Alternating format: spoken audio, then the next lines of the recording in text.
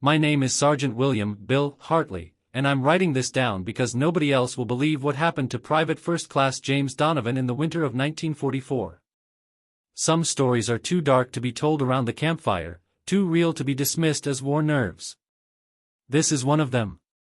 It was December 18, 1944.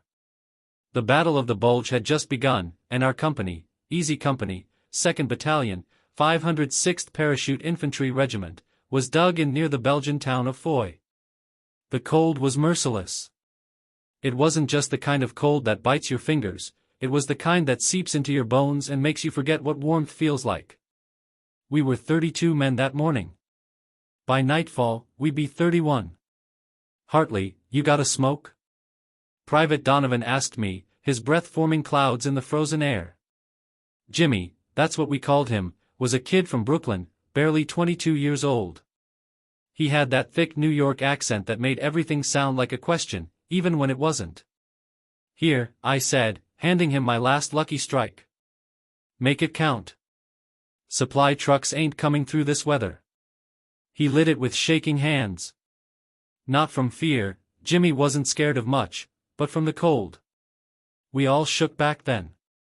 You think we're gonna make it home, Sarge? He asked, exhaling smoke that mixed with his frozen breath. I looked at him, really looked at him.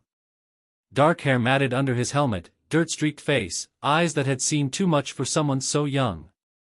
We all had those eyes by then. We'll make it, I lied. Just keep your head down and follow orders. At 0600 hours, Captain Brennan called me over to the command post, a half-collapsed barn that smelled of wet hay and diesel fuel.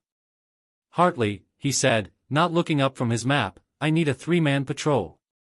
Check the road east toward Noville. Intelligence says Krauts might be moving armor through there. Yes, sir.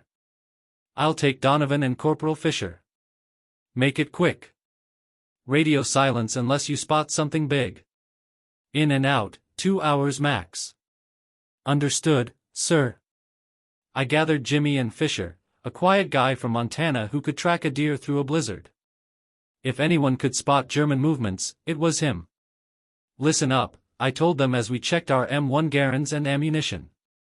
We move quiet, we stay low, and we don't play hero. We're eyes, not fighters. Got it? Got it, Sarge, Jimmy said with that crooked smile of his. Fisher just nodded, adjusting his rifle sling. The forest was silent as we moved through it, the kind of silence that makes your ears ring. Snow crunched under our boots no matter how carefully we stepped. Every tree could hide a German soldier. Every shadow could be death. We'd been moving for about 40 minutes when Fisher raised his fist, the signal to stop. He pointed ahead. Through the trees, maybe 200 yards out, we saw them, German soldiers, at least a dozen, moving in formation along the road. They were heading west, toward our lines. We need to report this, Fisher whispered. I was about to agree when we heard it, the unmistakable rumble of tanks. Panzer IVs, maybe 3 of them, rolling down the frozen road with infantry support. Jesus, Jimmy muttered. Back to base. Now, I ordered. We started to withdraw, moving as quietly as possible. That's when everything went wrong. A crack, sharp and sudden, echoed through the forest. A branch had snapped under Fisher's boot. The German patrol stopped. Voices shouted in German. We ran. Go! Go! Go! I yelled, abandoning stealth for speed. Gunfire erupted behind us. Bullets whipped past, splintering trees and kicking up snow. We ran in different directions, standard protocol to confuse pursuers. Meet at the rally point. I shouted. Rally point Bravo. I lost sight of both of them within seconds. The forest swallowed them whole. I made it back to our lines 20 minutes later, chest heaving, lungs burning from the cold air. Fisher arrived 10 minutes after me, blood dripping from a gash on his forehead. Where's Donovan? Captain Brennan demanded. We got separated, I said, gasping for air. He was right behind us. He knows to head to Rally Point Bravo. We waited. 1 hour. 2 hours. 3. Jimmy never came back. By nightfall, Captain Brennan made the call. He's MIA. We can't send a search party in this weather with Kraut armor in the area. We'll report it up the chain. Sir, we can't just leave him out there, I protested. That's an order, Sergeant. We've already lost too many men today. I wanted to argue, to grab my rifle and go find him myself, but I knew Brennan was right. Sending more men would just mean more casualties. That's what war does, it forces you to make choices that haunt you forever. That night, I lay in my frozen foxhole, staring at the dark sky. Somewhere out there, Jimmy Donovan was either dead, captured, or hiding in the woods, waiting for a chance to make it back. I prayed it was the latter. But at 0200 hours, 2 a.m., something happened that I still can't explain. Private Eddie Mitchell was on watch, manning the perimeter near the eastern tree line. I heard him shout, not a warning shout, but something else. Something mixed with confusion and fear. Sarge! Sarge, get over here! I grabbed my rifle and ran to his position. What is it? He pointed toward the forest with a shaking hand. Someone's coming. Walking real slow. I think it's Donovan. I looked. Through the moonlit snow, a figure was approaching. Slow. Deliberate. The silhouette was unmistakable, helmet, rifle, American uniform. Jimmy? I called out. Jimmy Donovan, is that you? The figure stopped about 50 yards away. It stood perfectly still in the middle of the field, backlit by the moon. Identify yourself. I ordered, raising my rifle. Nothing. Then, after what felt like an eternity, the figure spoke. It's me, Sarge. It's Jimmy. The voice was his. But something about it was wrong. Flat. Emotionless. Come forward slowly. Hands where I can see them. He walked forward, step by step, until he entered the perimeter. Captain Brennan and half the company were awake now, watching. When Jimmy stepped into the light of our campfire, I saw him clearly for the first time. He looked exactly the same as when I'd last seen him, same uniform, same gear, same face. But his eyes were different. Vacant. Like he was looking through us, not at us. Donovan, Captain Brennan said, approaching carefully. Where the hell have you been? Jimmy didn't answer right away. He just stood there, staring at nothing. I got lost, he finally said in that same flat voice. In the woods. I couldn't find my way back. For 18 hours? I asked. Jimmy, you know these woods. We trained in terrain like this. I got lost, he repeated, like a broken record. Something was very, very wrong. Corporal, get him to the medic, Brennan ordered. Check him for wounds and frostbite. As they led Jimmy away, he turned his head, just slightly, and looked directly at me. For a split second, I saw something in his eyes. Not Jimmy. Something else. Something that was wearing Jimmy like a costume. Then he smiled. And that smile made my blood run colder than the Belgian winter ever could. I didn't sleep that night. Not after seeing that smile. By 0600 hours, the camp was stirring. Men emerged from their foxholes like frozen ghosts, stamping their feet and blowing into their hands. The December cold showed no mercy, if anything, it had gotten worse overnight. I found Doc Winters at the aid station, a converted cellar beneath what remained of a farmhouse. He was wrapping a soldier's frostbitten fingers when I walked in. Doc, I need to talk to you about Donovan. He didn't look up. The kid who came back last night? I checked him over. Not a scratch on him, Hartley. No frostbite, no wounds, nothing. Hell, he wasn't even that cold considering he'd been out there for 18 hours. That's impossible. I know, Doc said quietly, finally meeting my eyes. I've been doing this job for 2 years. I've seen men come back from patrol with frostbite after 3 hours in weather like this. Donovan was out there all night and into the next day, and his body temperature was almost normal. His fingers should have been black. His face should have shown exposure. Where is he now? With the others. Captain put him back on regular duty. Said we can't afford to have able-bodied men sitting idle. I found Jimmy near the perimeter, sitting on an ammunition crate and cleaning his rifle. Fisher was with him, talking, but Jimmy wasn't responding, just methodically running the cleaning rod through the barrel of his M1. "Morning, Jimmy," I said, approaching carefully.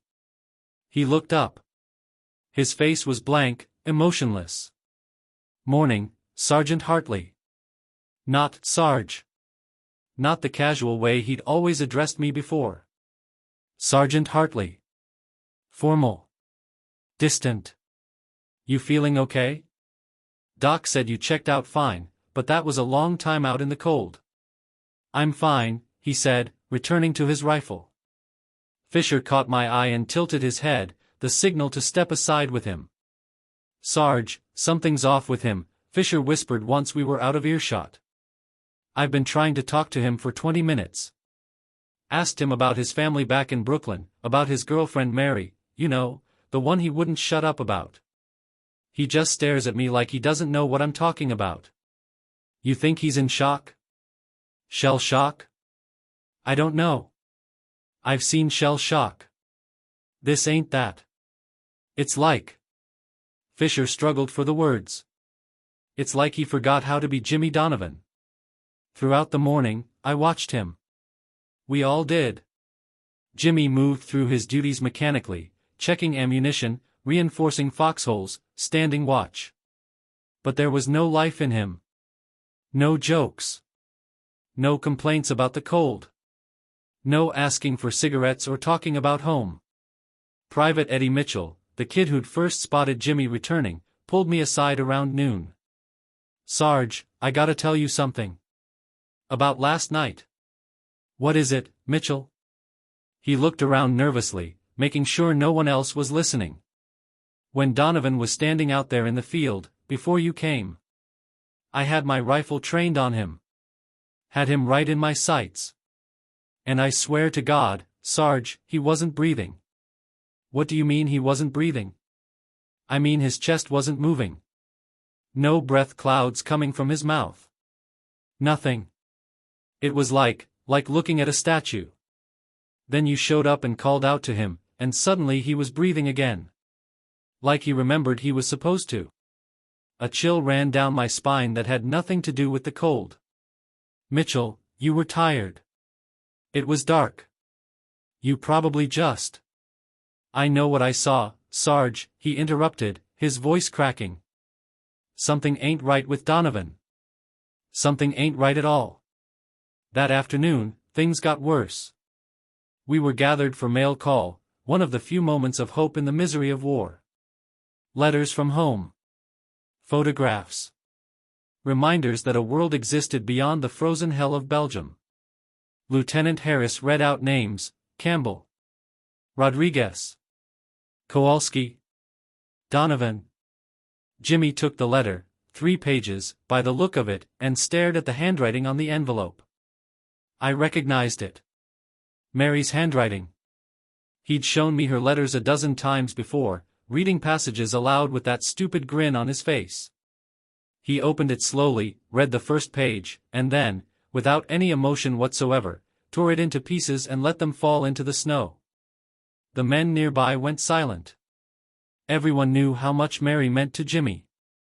"Donovan, what the hell?" Private Tony Rizzo said, shocked. That was from Mary. Jimmy looked at him with those empty eyes. "I don't know who that is." "Your girlfriend, you idiot. You talk about her every damn day." "I don't have a girlfriend," Jimmy said calmly. I stood up.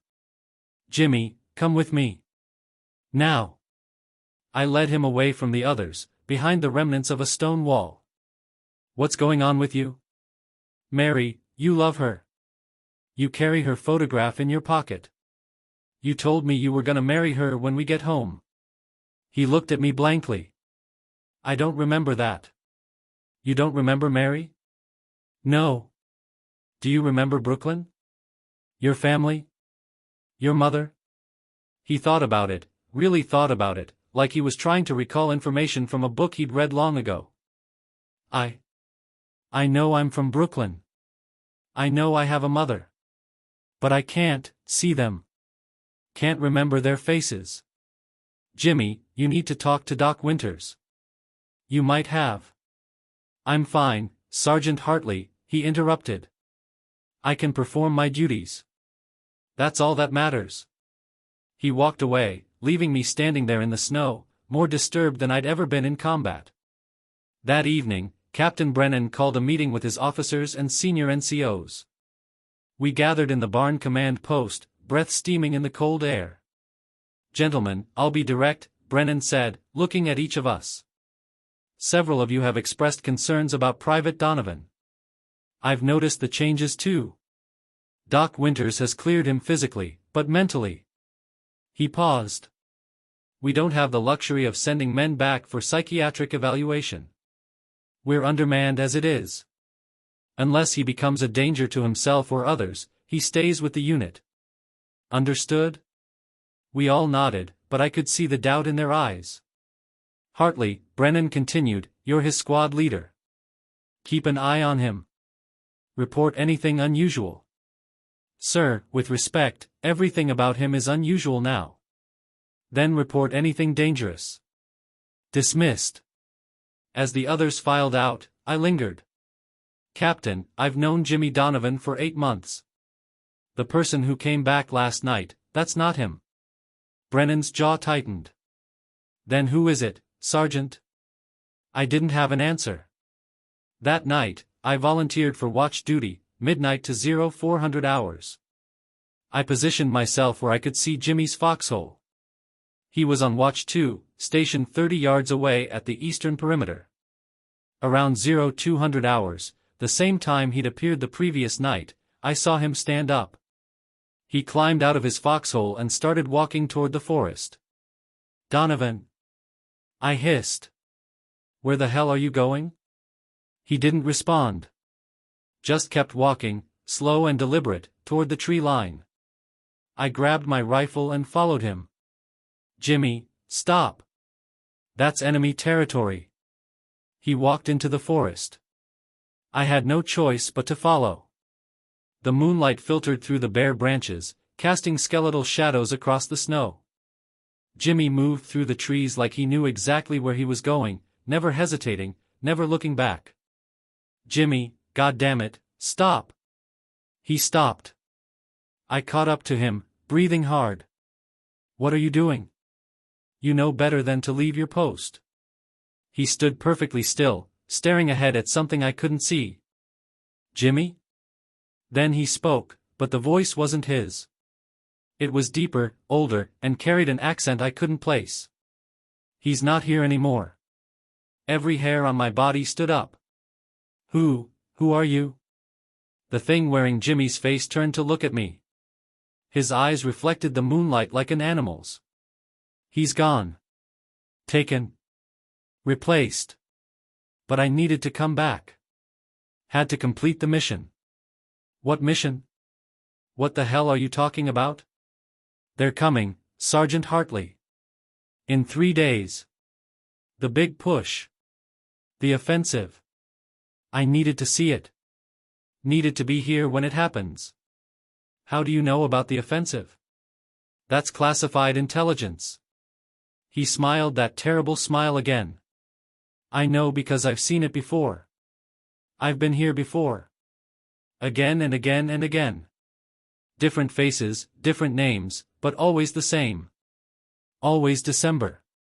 Always the bulge. I raised my rifle, hands shaking. You're not Jimmy Donovan. No, it agreed. Jimmy Donovan died yesterday in the woods. Germans found him. Shot him. Left him in a ditch. But I needed his face. Needed his uniform. needed to get back inside your camp. Why? To watch. To witness. To remember. Before I could respond, German voices echoed through the forest. Close. Too close. The thing in Jimmy's body grabbed my arm with inhuman strength. They're here. Run. Now. Unless you want to end up like the real Jimmy. It released me and sprinted back toward camp with impossible speed. I ran too, fear and adrenaline flooding my veins. Behind me, I heard German soldiers crashing through the underbrush, shouting orders. Gunfire erupted. Bullets whipped past my head. I dove behind a fallen tree and returned fire, the M1 bucking against my shoulder. The Germans were everywhere. This wasn't a patrol, it was an assault. I scrambled back toward our lines, firing and moving. By the time I reached the perimeter, the entire camp was awake and under attack. Krauts. East side, someone screamed. The night exploded with gunfire, explosions, and screaming.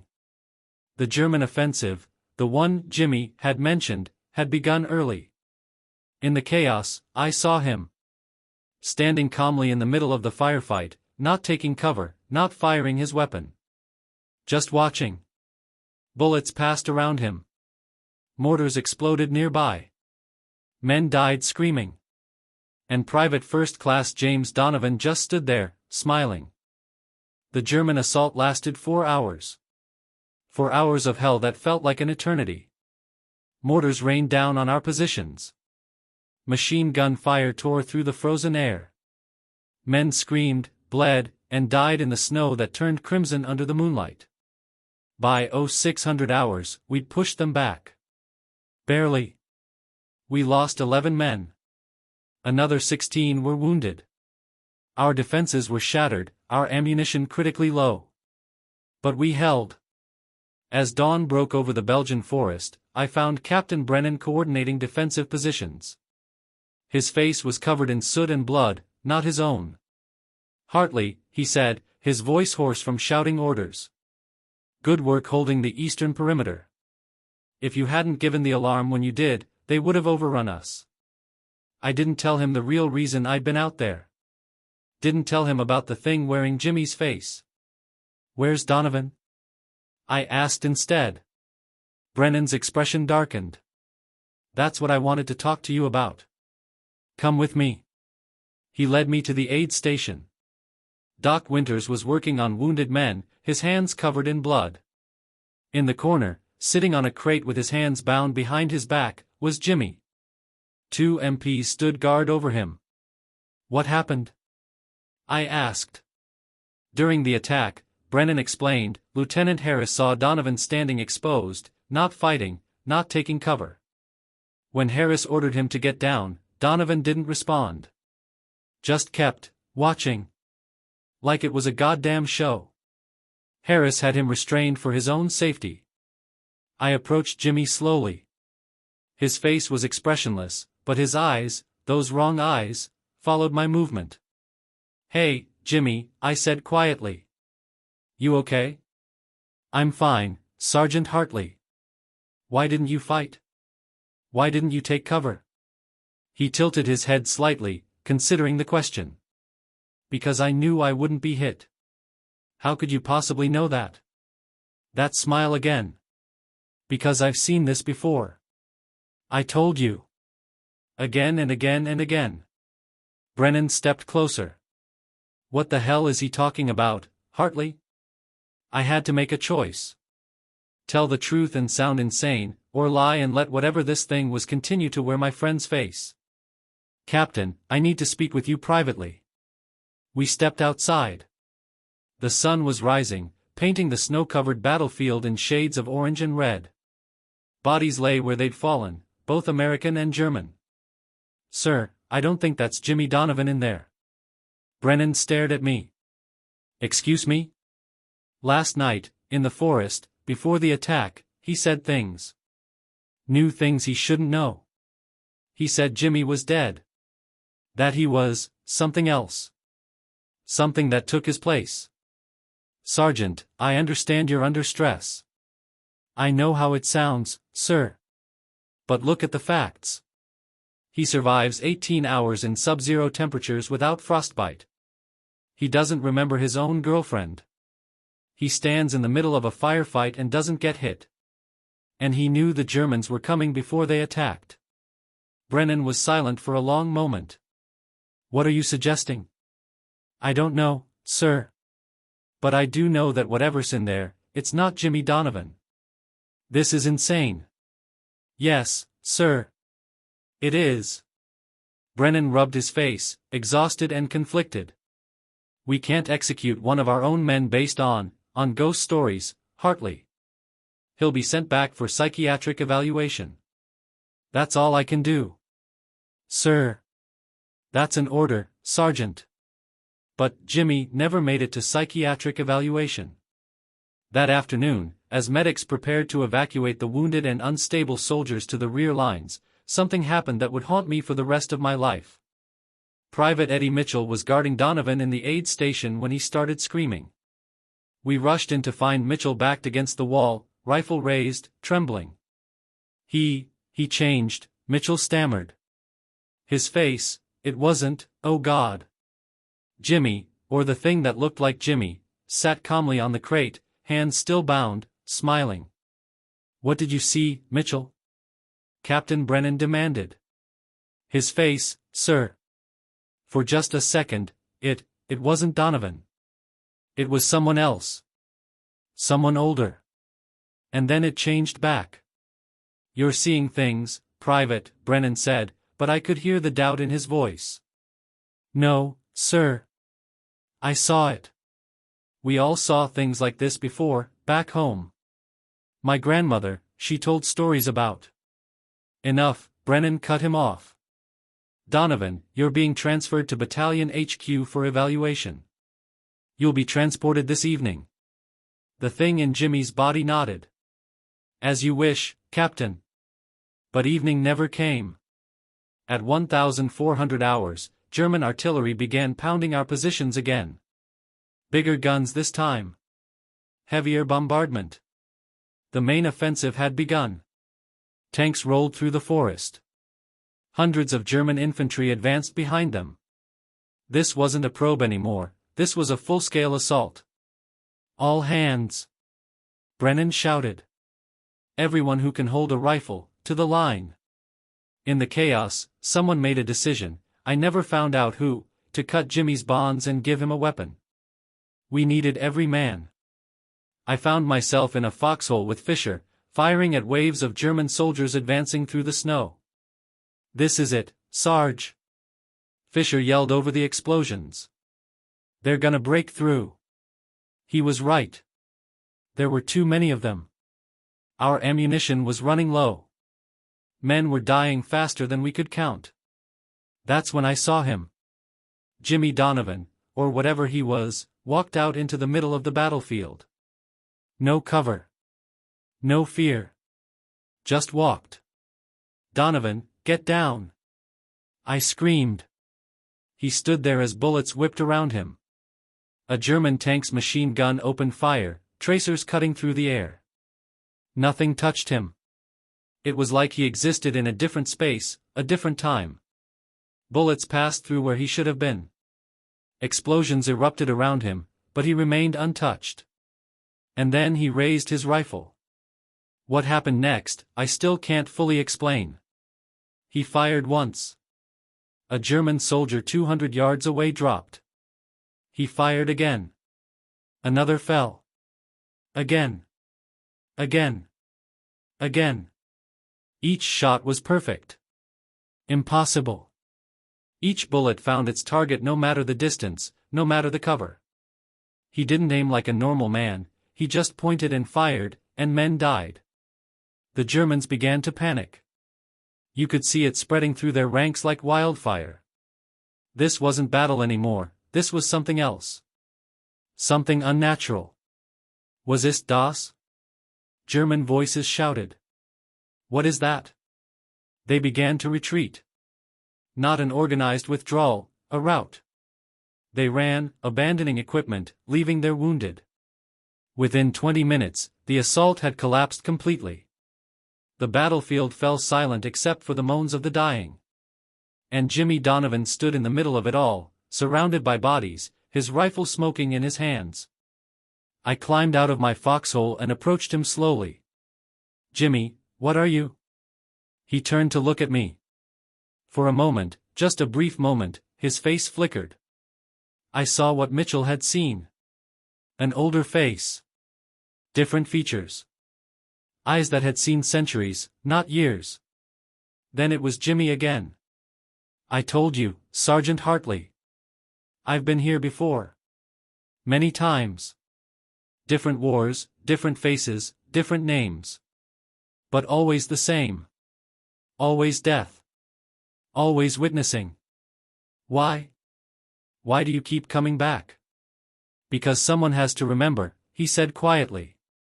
"All these boys who die in the snow, in the mud, in the fire. Someone has to witness. Someone has to carry their memories forward. That's what I do. That's what I've always done. Are you death?" He smiled, a sad smile this time, not the terrible one. "No. I'm just a witness. A recorder. A keeper of stories. The real Jimmy Donovan is dead, yes. But his story lives on. In me. In you. In everyone who survives this war and tells what happened here. The real Jimmy, did he suffer? No. It was quick. He didn't feel pain. I made sure of that. Why his face? Why not just appear as yourself? Would you have let me into your camp if I didn't look like one of your own? Would you have trusted me? Would you have listened?" He paused. "I needed to be here. Needed to see this battle. It's important. Years from now, people will forget what happened here. They'll forget the cold, the fear, the boys who died. But I'll remember. I always remember." Captain Brennan approached, rifle raised but uncertain. "Hartley, step away from him." "Sir, wait. That's an order." Jimmy, the entity, looked at Brennan. "You don't need to fear me, Captain. I'm leaving now. My work here is done. The battle is over. You'll survive. Most of you, anyway. And you'll tell the story of the German who attacked in December of 1944 and the strange soldier who helped turn them back." "Who are you?" Brennan demanded. "I have many names. The Greeks called me Mnemosynes' shadow. The Romans called me Memoria Mortis. But you can call me what Private Donovan would have called me, a fellow soldier. A brother in arms." He started walking toward the forest. "Stop!" Brennan ordered. The entity didn't stop. It kept walking, and as it did, its form began to fade. Like smoke dissipating in the wind. The uniform, the rifle, the body, all of it simply dissolved into the cold December air. By the time it reached the tree line, there was nothing left but footprints in the snow. And then, even those disappeared. 3 days later, a patrol found a body in the woods east of Foy. American soldier. Single gunshot wound to the chest. Dog tags identified him as Private First Class James Donovan, 506th PAR. The body had been there for at least 4 days, the medic said. Since December 18th. We buried him with full honors. I wrote a letter to his mother in Brooklyn, telling her that her son died bravely, that he didn't suffer, that he was a good soldier and a better man. I didn't tell her about what came back wearing his face. Some stories are too strange for the living to understand. I'm writing this in 1989, 45 years after the Battle of the Bulge. I'm an old man now, 73 years old, living in a small house in Pennsylvania. Most of the men I served with are gone. Fisher died in 1987. Captain Brennan passed in 1981. Eddie Mitchell made it home but never talked about what he saw. I've spent decades trying to understand what happened in those 3 days in December 1944. I've read books on folklore, on war spirits, on phenomena that exist in the spaces between life and death. I've come to believe that what we encountered was something ancient. Something that appears in every war, in every battle, wearing a different face each time. A witness. A keeper of memories. And sometimes, late at night, when I close my eyes, I can still see him standing in the snow. Still see that smile. Still hear his words. Someone has to remember. Maybe that's why I'm writing this down. Maybe that's why I can't forget, even after all these years. Because Jimmy Donovan deserves to be remembered. Not the thing that wore his face, but the real Jimmy. The kid from Brooklyn who loved a girl named Mary. Who smoked Lucky Strikes and complained about the cold and dreamed of going home. He died alone in a Belgian forest, and something else came back in his place. But I remember the real him. And as long as I remember, he's not truly gone. That's what the entity meant, I think. That's the purpose it serves. To make sure we never forget the boys who died in the snow. To make sure their stories live on. Even when the witnesses become stories themselves.